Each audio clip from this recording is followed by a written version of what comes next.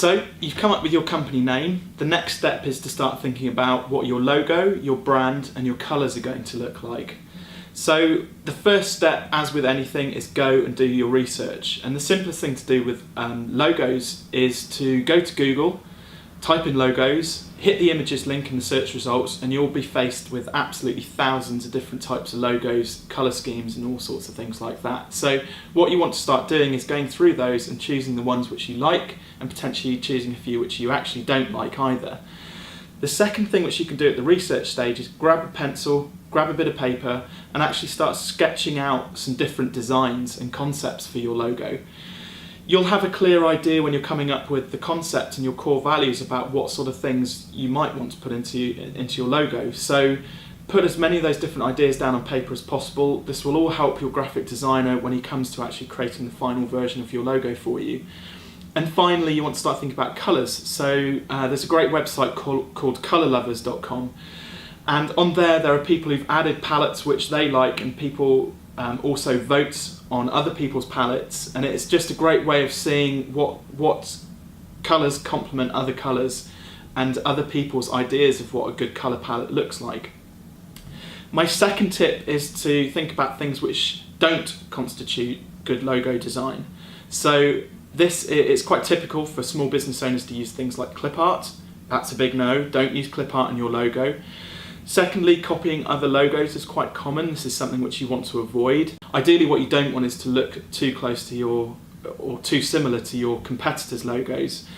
And then finally, the last thing on what constitutes bad logo design is way too much detail.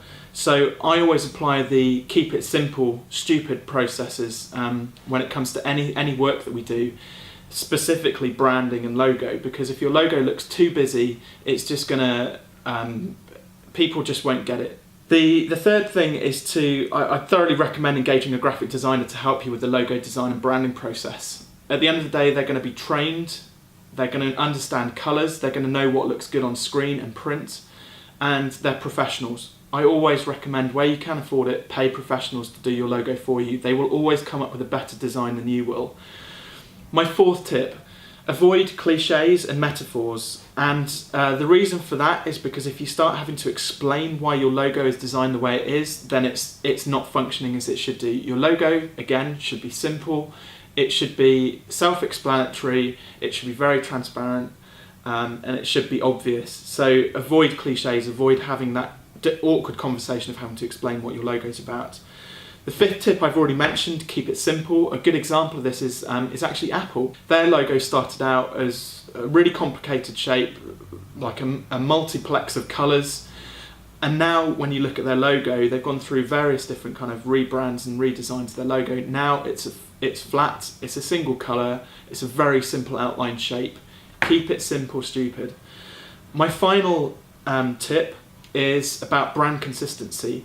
So your brand is going to be used on your website, printed materials, books, stationery, business cards, brochure. It's going to be used everywhere. So what you want to ensure is that your brand is consistent, and the way to achieve that is to create a simple 2, 4 or 8-page set of brand guidelines which you or your designers can refer to whenever they create a piece of marketing collateral for your business.